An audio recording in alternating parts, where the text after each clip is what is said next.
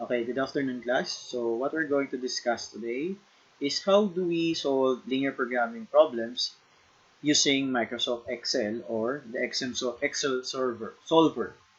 So before that, let's have an example of to prove how that it is possible to use Microsoft Solver um, in solving linear programming problems. So let's start first with our previous given problem na which is shown in your screen. So as sabi dyan, a farmer can plant up to 8 hectares of land with rice and corn. So nasagutan na natin to last time. Ulitin lang natin ngayon. Tapos we're going to solve that using the Excel solver. Sorry. So as we all know, our objective function in that problem, P is equal to 5,000 x plus 3,000 y. Diba, remember, we will start first with our two decision variables. Diba, remember, yung x natin dyan, number of hectares to plant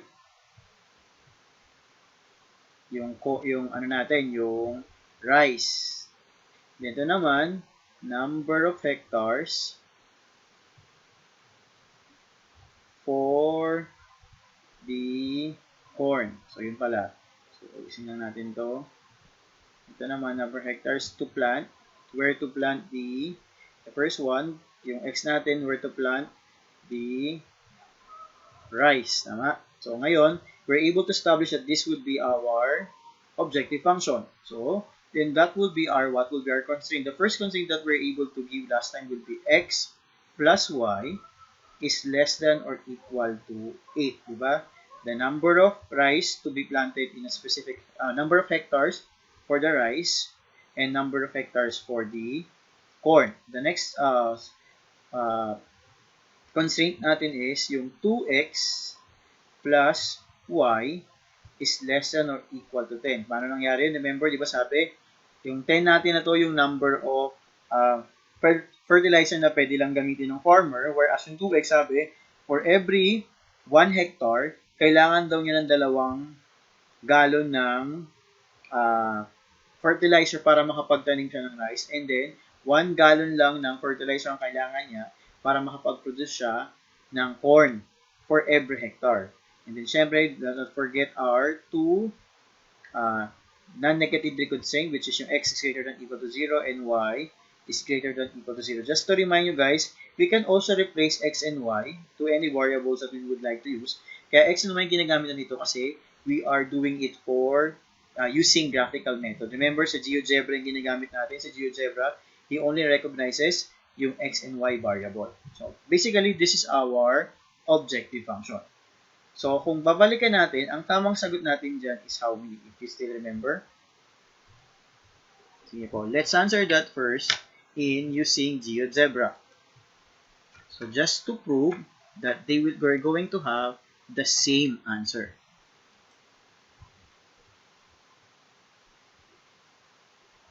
Okay, opening my GeoGebra. So, our first constraint is x plus y is less than or equal to 8. Our second constraint is 2x plus y is less than or equal to 10. Our third constraint is x is greater than or equal to 0. And our fourth constraint is y is greater than or equal to 0.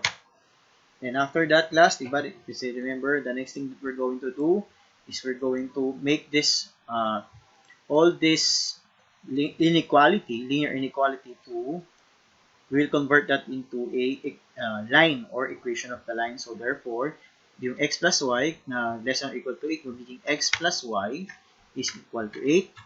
And the other one will be 2x plus y is equal to 10. Then x is equal to 0. Then y is equal to 0. So we already have those lines. So the next thing is we're going to combine all those inequalities para malaman na natin ating feasible region. So that would be A, then N, N, B, then N, N, C, then N, N, D. There you go. After that, i-uncheck natin lahat ng kulay ng mga inequalities natin. There you go. Ito na yung ating feasible region. The next thing na gagawin natin, we're going to get the point of intersection of all those extreme points ng ating feasible region. So, let's start first with the intersection. Ano ba yung ito muna tayo, yung pinakasimple. Intersection to yun ni line F. Ito kasi line F to. Remember, yung y is equal to 0. Ito siya. So, line. So, we use the syntax, intersect. Intersect. And then, ang intersect si line F. Ito yan ha. Ito tayo class. Unang-una ito. Line F. And then, ito is line equation 3 or EQ3. So, F, comma, EQ3. Then, enter. That's 0, 0. Obvious naman, di ba? Let's have the next one. Intersect. Ang nag-intersect naman daw, kukunin naman natin itong point na to. So, yung intersect equation number 1 and equation number 3. So, therefore, EQ1, comma, EQ3. Then, that's the point. So, the next point is this one, yung intersection, that is equation number 1 and equation number 2. So, therefore, intersect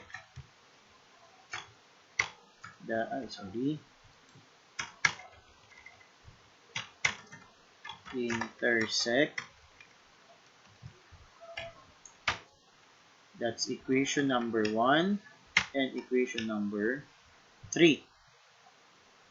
Equation 2 pala. Equation 2.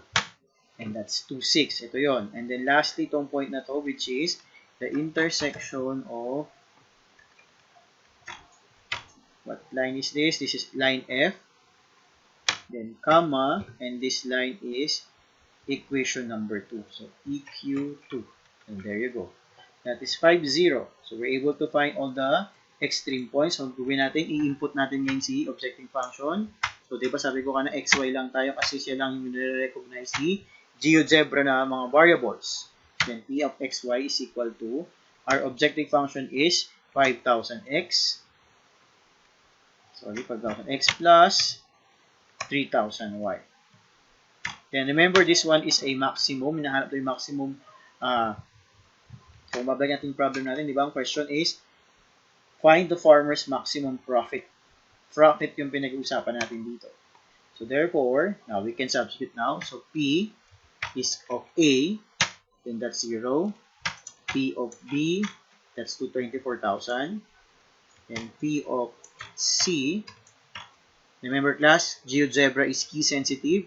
So, dapat kung anong letter yung ginamit mo dito ni GeoGebra, yun ang gagamitin natin sa baba. And enter. And then lastly, P of D. So, as you can see, from the table or from the values, ang maximum value daw natin is 28,000. Therefore, ang ating pinaka point of, yung pinaka optimal solution natin is yung point na 2, 6. So, therefore, ito yon.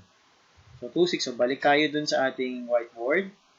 So, therefore, we can now say that since the value is P of C, which is equal to 28,000, therefore, P of XY is equal to P of what? Anong value natin doon? That is 2 and 6. Therefore, so to find answer, so X is equal to 2, then Y is equal to 6. So, ibig sabihin lang nito guys, di ba? Kailangan niya mag-plant lang ng 2 hectare lang for the rice and 6 hectares lang ang kailangan naman yung plantan ng corn para what? For what reason? For it to have a maximum profit. Kailangan niya magtanim ng maraming corn kumpara sa number of rice. Kasi nga, diba, it doesn't mean na malaki yung presyo ng rice, mabenta na siya or mamaximize niya kung ano yung meron siya. Remember, ang linear programming, sinasagot niya yung pinaka-maximum. Parang you're going to exhaust all your materials. So, basically, ito yung sagot natin sa graphical method using GeoGebra. So, what are we going to do kapag ang gagamitin na natin ngayon si Excel? So, dapat, unang-una natin gagawin sa mga Excel ninyo, dapat meron muna kayong Excel solver o yung Excel solver na add-in. So, unang gagawin natin doon, so Sundan lang natin ha. Una, bidding ko it. So, lakayan ko lang para makita ninyo. Una, so, syempre ito yung usual Excel. And then, pupunta tayo sa file. Then, papunta sa file, punta sa options. And then, from options, click si add-ins. And then, ang susunod na gagawin natin, wala kasi dito yung pinaka-analytics solver. So, gagawin nyo lang, click nyo lang to si Go. Pag click nyo si Go, lalabas ito ngayong si ating dialog box na add-ins. So, i-check on ko niya. Sa akin kasi naka-check na. So, click nyo lang si Analytics Solver, then click OK. Automatic yan. Pag pumunta kayo dun sa data, may dumagdag na solver. Ito yon. Kung nakikita nyo sa screen ko. Okay? So, dapat mag-function siya. So, ngayon, sunod na gagawin natin, ilalagay natin sa kay Excel yung pinaka lahat ng mga variables na meron tayo. So, paano natin gagawin yon? So, remember, ang pinag-usapan dito, maximum profit. So, lalagay na, pangalanan lang natin siya. So, diba, ang pangalan ng problem is farmer maximum profit. For example, ito yung pangalan ng problem natin. Oh, we need to name the linear programming model. So, ito daw yung atin. So, sabi natin, that will be then merge. So, nasa gitna siya. So, susunod, ang lagay natin dyan, yung ating pinaka-objective function natin. Ang objective function natin, di ba? It's about profit. Kung mag-price na lang. Price per hectare. Diba? Kung babalikin natin yung problem natin, sabi dyan, he earns $5,000 for every hectare he plants. So, therefore, ito yung price natin. Lagyan natin yung price per F2, price per hectare. HA na lang.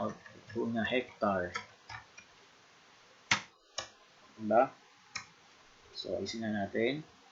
So, tapos, ayusin natin, dagdagan na natin. Parang isi-set up lang natin siya class ng itong format. Isin ko lang guys ha. So, una, syempre, ang pinag-usapan natin, di ba, rice at saka yung corn. Ito yung pinaka-main objective natin. Kung gaano karaming itatanim na rice at gaano karaming itatanim na corn. Tama? So, dito, syempre, may price. Mag-ilan daw kikitain niya?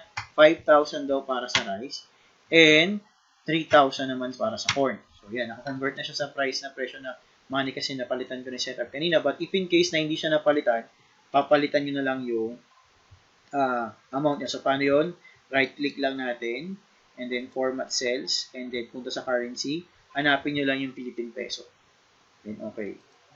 So, ayan na. So, susunod naman natin, yung mga constraints natin. So, una nating constraint is yung about sa land area. Tama? Ayan yan. Second constraint natin yung sa fertilizer. Related sa fertilizer, right? So, ngayon, ang sabi, sa land area daw, balikan natin yung problem natin, di ba? Sabi, walang naka-specify kung ilan. Basta, sabi lang, kaya hanggang 8 lang daw. So, therefore, we can say na 1 yung sa, mag-assume tayo na, di ba, ang constraint natin dyan, x plus y is greater than or less than or equal to 8. So, therefore, yung x na yun, pag walang numerical coefficient, that is 1. Then, si corn naman, 1 ulit. Tama? So, dito, kay fertilizer, 2 daw, kay corn, and then 1 kay 2 kay rice, 1 kay corn. So, palitan ko lang yung format. Naka-format siya ng 4 decimal places. Pwede ko naman siyang palitan. Balik ko lang siya dito. Sorry, 1, 0 dapat. And there you go. So, igitna lang natin siya. Ayan. So, tapos, dito, ito yung pinaka-maximum capacity. Kumbaga, yung pinaka-limit natin. So, di ba sabi, sa land area, 8 hectares lang daw ang meron siya. And then sa fertilizer, ang pwede lang niyang gamitin, 10. So, ayan yun. So, di ba ang mga ano natin, lahat yan less than or equal to. So, gagawin lang natin, lagyan lang natin siya ng less than. Ito rin, less than. So, para lang maging mag-equal siya, ginagawa ko lang dyan, lagyan lang natin siya ng underline. So, dalawa, click lang natin sa underline. Ayan. Tapos, igitna lang natin siya. So, meron na siyang parang less than or equal to symbol. Tapos dito naman, ang ilalagay natin dyan, pero bago yun, kailangan mo nating lagay dito yung pinaka-profit. Kasi di ba profit yung kailangan malaman? So, profit para sa rice, rice, at saka profit naman niya para sa corn. So, pagkatapos, dito, pwede natin ilagay dito yung max profit. Kung magkano talaga yung kikitain niya pag nabenta niya yung. So, di ba dun sa graphical method natin, ang pinaka-max profit niya, is 28,000. So, dapat, pagtapos nating isolve, gamit si Excel solver, ang lalabas dapat dito, 28,000. Katulad ng pinakasagot natin dun sa graphical method. So, paano natin gagawin? So, una, lalagyan natin to ng formula. Si Excel, meron siyang tinatawag na formula na, ito yun, sum, so type ko lang para lang ito muna sa gilid, sum product. Ang ginagawa niya, class, una, ina-add niya, kumbaga kinukuha niya lahat ng product nito, kung ano mang product ng dalawang cell or para ng dalawang column, plus i-add niya yun. So, since yun ang kailangan natin, imbes na isa-isahin natin siya, gagamitin natin si formulang sum product. So, okay? So, alam ko iba sa inyo, baka nagamit ito dun sa subject natin na business analytics. So, okay, class. So, let's continue. So, dito, di ba pansin nyo? So, kailangan natin ito. Dito, syempre, kailangan natin itong pangalanan. So, mag-add lang ako ng isang column o isang row para malagyan natin siya pangalan. So, dito, di ba, ang kailangan nating malaman dito, kung yung pinag-usapan, di ba, ilang hectares yung magagamit natin dito. Hectares use. So, isin natin dito. Hectares use. Kung ilang hectares yung nagamit. So, paano yun? So, gagamitin ko si sum product. Sum product formula. So, ito yan. Ito muna tayo. Ito, comma, itong sa baba. Yung space natin kung saan nilalagay yung ilang rice at corn yung kailangan itanim. Okay. Equals. Enter. So, dito, para hindi tayo mahirapan na pwede ko na siyang, ito, i-click ko lang to, kumbaga ilalak ko siya, then F4, ito rin kabila, F4. Ba't kailangan siyang ilak? Kasi class, ang gagamitin din natin sa column dito na side, ito pa rin. Kasi nga, fertilizer lang, kumbaga nilipat ko lang ng constraint, pero ito pa rin yung computation natin. Then, so again, pwede ko na ngayon to, click. Pag nakita nyo itong parang manipis na cross na yun, double click nyo lang yan, mababa na siya. So, ibig sabihin, ito na yung lalabas sa value dito. Okay, so ngayon, the next thing na kailangan, ito rin, kailangan ko ding makuha to. So, yung total profit natin, gagamitin siya ulit na sum product. So, equal sum product na formula. Tapos, ang kukumpit naman niya, kung magkano yung rice at sa corn, comma, kung magkano, ilan naman yung mabubuo na rice and corn. Then, close, then enter. Okay, so ayan na po. So, the next thing na gagawin natin, guys, pupunta tayo ngayon kay data, and then click solver.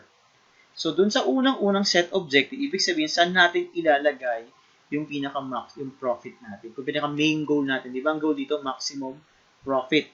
So, in this case, ito yung maximum profit natin, si F11. So, pwedeng i-type ko dito sa F11 or click ko na lang si F11. Automatic, papasok na siya dito. Then, syempre, wag kakalimutan, we're talking of maximum. Maximization tayo. Then, susunod, yung ating changing variables. So, saan magagamit si changing variables natin?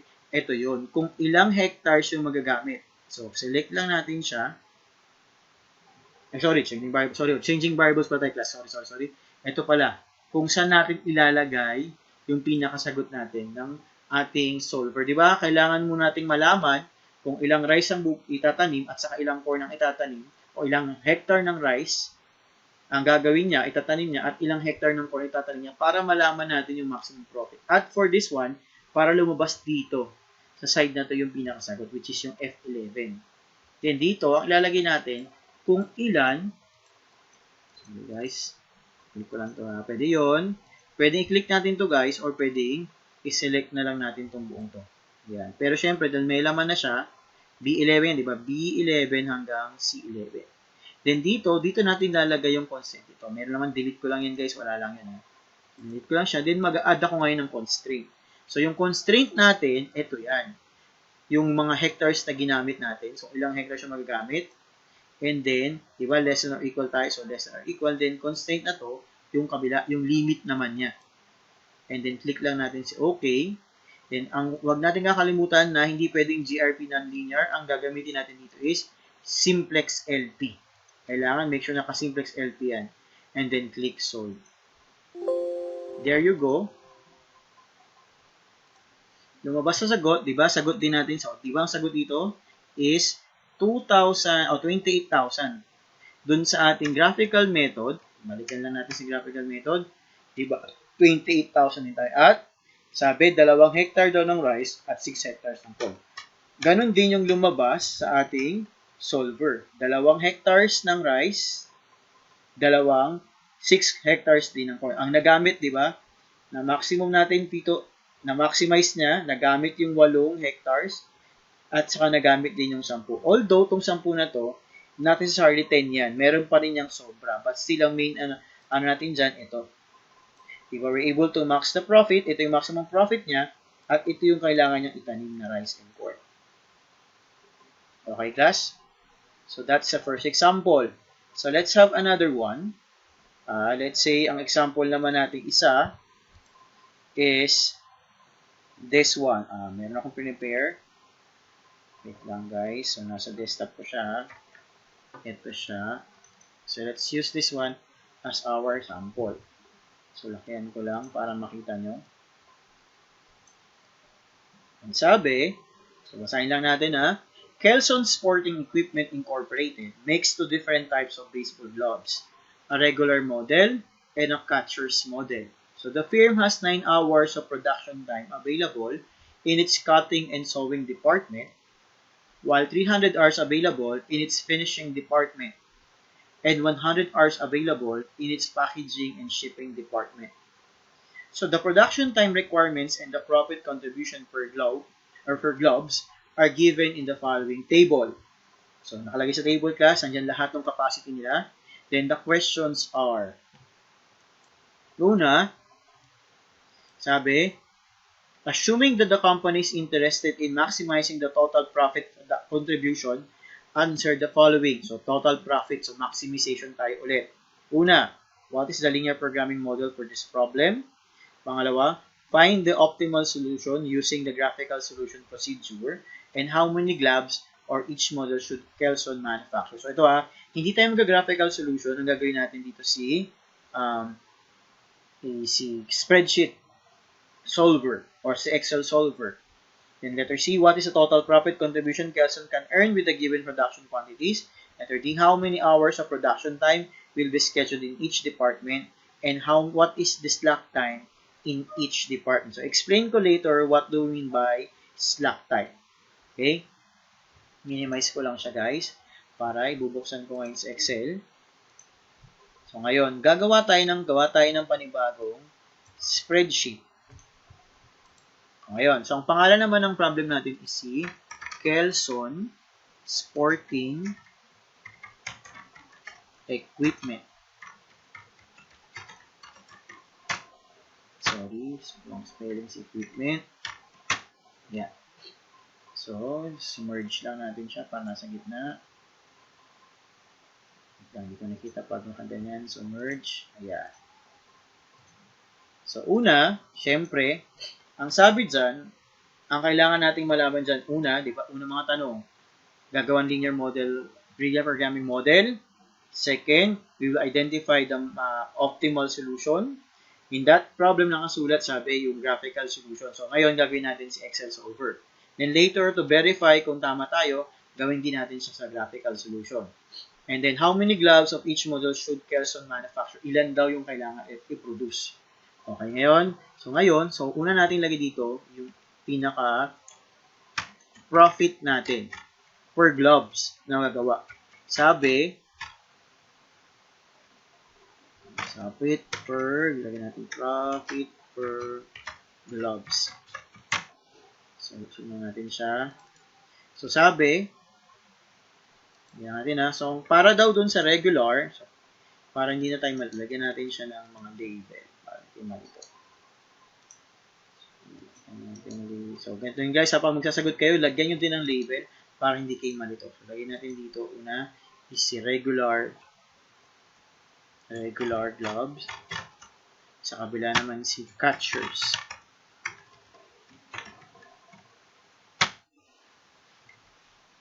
catcher's glove. Okay, tama? So, usog ko lang para medyo magandang tingnan. Ayan. So, ang presyo ng kikitain daw for regular is $5, while for catchers is $8. So, gawin lang natin siyang pera. So, gawin na natin siyang format into currency. So, ulit, right-click, then format cell, then currency. Dito, gamitin natin si US dollars. So, hanapin na natin English, then United States, and then okay. There, naka-dollars na siya. Yan, gawin lang natin siyang nakagitna. There. And then, susunod dito. Ito na yung mga gagawa na tayo ng mga constraints. Ang unang constraint natin, sabi, meron daw siyang tatlong department. Cutting and sewing, finishing, and packaging shipping. So, simulan natin, type natin si cutting. Yung mga constraint natin, cutting and sewing. Susunod si finishing. And susunod si packaging and shipping. There you go. Then, lagyan natin. Sa cutting and shipping, sabi, ang maximum capacity daw, ang number of production hours para makagawa ng isa is nasa 1 hour. Sorry. Natin sa cutting, 1 hour daw. Then, for finishing, ang kayang gawin pa, ang production hour na kailangan para magawa siya is 1.5. So, ibig sabihin, sa Excel kasi, pwede kong ilagay naman si 1.5. Kaso ang problema, ginagawa niyang date. So, ito muna, gagawin muna natin siya na, papalitan muna natin lahat ng format ito na gagawin natin sila into numbers. So, right-click natin siya. Pag fraction, guys, kailangan nyo muna i-convert into yung kanyang setting na number dapat. Kasi si Excel, binabasa niya originally na naka-date. Or, depende dun sa format niya. So, gawin lang natin siyang number. Tapos, gawin natin more than 4 decimal places. So, para yan. So, titignan ko lang ulit. This is 1/2. So, 0.5. Then, sabi, sa packaging shipping, 1/8 naman daw ang kailangan. 1/8 hour. Tapos, dun sa cutting sewing para sa catchers, ang kailangan naman daw niya is 3/2. Then, para sa finishing, 1/3. And then, para sa packaging and shipping, that is 1/4. Okay, tama?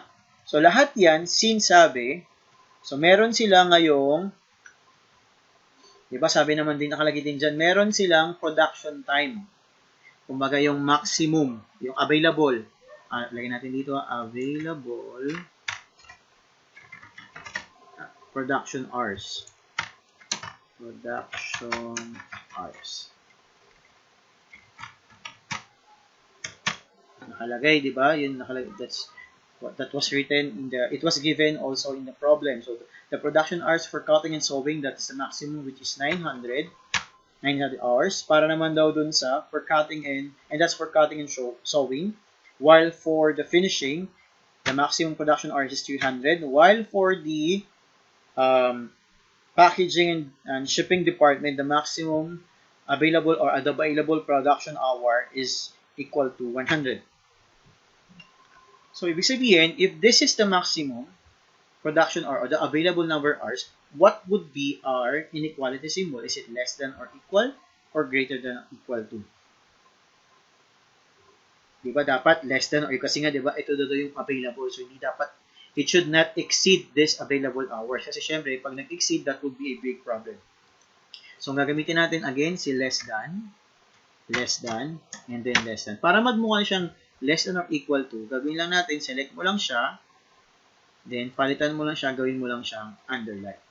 And then center lang natin siya para magandang tingnan. There you go. Diba, ito na. Susunod na gawin natin dito, diba ang pinag-uusapan natin kung ilan yung kailangang gawin na regular na gloves at saka catcher glove para ma-meet yung maximum profit nila. So, syempre, dito sa baba, lalagyan natin ngayon ang production quantity. Bakit production quantity? Di ba, ang basis for their profit is yung the number of products. Number of product output para malaman yung ating total profit of the Kelson Sporting Equipment if they're talking of the regular and catchers type of gloves. So sabi, di ba itong mga to, sabi, para makagawa ng regular gloves, they needed 1 hour of the cutting sewing part. Di ba there are different division from the production line. For the cutting sewing part, kailangan 1 hour para makagawa ng regular gloves, while for catchers, they need 1.5 hours. For finishing, 0.5 hours naman daw para sa regular, and then for catchers, 0.33. Then so on and so forth. So therefore, itong sa baba, ito yung ating production quantity ng regular at sa catchers. So ngayon, ito naman sa kabila, this will be our total profit. Max profit tayo dito guys, kasi di ba yung tanong sa problem, di ba? Maximize. So, the production requirements and the profit contribution per glove are given the following. And tanong is, what is the total profit contribution can earn with the given production quantities? Or sorry, how many gloves each model? So, kailangan natin dito, ang tanong natin dito, nakalagay naman, di ba? Assuming that the company is interested in maximizing the total profit. So, total profit ang ilalagay natin dito. So, ngayon, okay na tayo, na-list down na natin lahat. So, lalagyan natin ngayon. Dito, sa part na to, papangalanan natin siya. Diba? Andito, papasok natin yung ating total production hour. Production hours natin to. Production hours. Kasi yun yung gagamitin nila, diba? So, ngayon, ulit, gagamitin natin si sum product. Sum product, open parenthesis, ito yon ng cutting and sewing. Then, comma, kung ilan daw yung production quantity na magagawa. Then, close. So, ngayon, ito, remember, sabi ko kanina, ilalak natin yung sa pinaka last part natin kung ano yung pinakasagot na hinahanap natin. So, lock lang natin siya, F4. This is also F4. Then, enter. Then, guys, click lang natin to, then drag lang natin siya. Automatic, meron na siya ngayong value. So, dito sa total profit, kailangan din natin lagyan sum product ulit yung formula natin. Sum product. And then, select muna natin kung magkano yung kita per type of gloves. Then, comma. Then, ito natin kung ilang quantity yung puproduce natin. Then, close. Then, enter. So, then, center lang natin siya. There you go. So, the next thing that we're going to do now is we're going to use the Excel solver. So, punta tayo ulit sa data, then solver. So, una tayo dito sa objective, kung saan natin lalagay yung profit natin. So, click lang natin siya dito. Ayan. Kasi profit ang tawag ko kasi we're talking of profit, maximizing the profit. And then sa changing variable, so, ang select naman natin dyan, itong sa baba. Ito yun. Kasi ito yung nagbabago, tama? Kaya siya tinawag changing variable kasi ito yung magbabago. Then sa ating constraint, so add natin sila lahat. Yung production hours na gagamitin, saka less than or equal tayo, tama? Remember guys, kung anong nilagay nyo dito, kung less than or equal yan, so less than equal din dapat dito. Kung greater than or equal to, so greater than or equal din dapat dito. Then yung constraint natin, ito, yung available production hours natin. And then click OK. Then dito, remember, kailangan simplex LP and then click solve. There you go. Ang naging sagot, ang maximum profit daw nila para dun sa regular and catchers is $3,700 kasi dollars tayo dito. And then ilan? Kailangan nilang gumawa ng 500 na quantity ng regular and sa catchers naman daw is 150 para to achieve a total profit. Okay, sige, let's go back to the problem. So the first question is, what is the linear programming model for this problem? So, ito na yon. Question number 1. Question number 2. Find the optimal solution using the graphical solution. How many gloves of each model and should Kelson manufacture? So, ito na yon. Na-identify na natin. Ito yung sagot natin sa letter B. Instead of using graphical method, we use the Excel solver method. So, ilagyan lang natin. And then, bold. Then, i-center lang natin, guys. Ayan. Excuse me. So, that will be our production quantity. Yan din kailangan. So, that's the answer for letter B. For letter C, what is the total profit contribution Quezon can earn with the given production quantities? Ito yun ngayon. Tama? That's our production quantity. Now, total profit daw niya is, mga pangit ang white, black, 3,700 US dollars. And then lastly, last question, how many hours of production time will be scheduled in each department? Ito yung sinasabi ko kanina. So, tingnan mo, natira, di ba? For cutting and sewing, kailangan nila ng 725 hours to produce this. For finishing part naman, o finishing part ng production line, 300 hours ang kailangan. And then, for packaging and shipping, kailangan nila yung 100 hours. So, that's the answer for letter D. And then, last question, sabi, what is the slack time in each department? When we say slack time, yung natitira, or the remaining time that they can still use either in other, for the production manufacturing company, kung baga, yung extra time na pwedeng gamitin to other production purposes. So, in this case, sa cutting and sewing, sabi ang available production hours daw nila is 900. Pero ang kailangan lang gamitin para makapag-produce ng regular and catchers is only 725.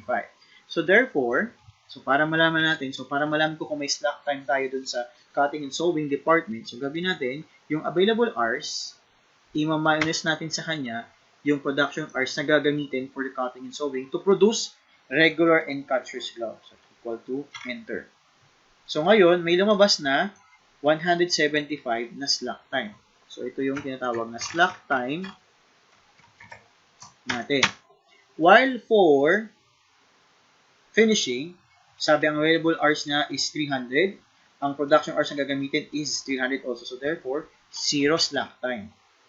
And while for, again, for packaging and shipping, 100. And then, 100 din yung sa production hours. So, therefore, 0 slack time. So, meron siya ngayong 175 hours na slack time dun sa cutting and sewing na pwede nilang gamitin for their other manufacturing purposes or manufacturing processes for the cutting and sewing dun sa people working sa cutting and sewing. But for the number of people that we're going to use will be dependent because it's not the one stated in the problem. Hindi yun yung hinahanap natin. So these are 3 departments that will work to produce this kind of profit. Okay, are we clear? So I hope it is clear. So that's the process of how to use Excel Solver in solving linear programming problem. Okay, I hope you understand, and if you do have some questions, kindly send it to the Facebook Messenger or Facebook group chat that we do have, and also you can send me a message to Canvas. So, pag may yung activity nyo, i-upload ko rin siya ngayon, and then isasabit nyo siya sa Sunday. So, sabi ko kahapon, di ba, bukas, pero extend ko siya hanggang Sunday ng hapon. Okay? See you on Friday, guys.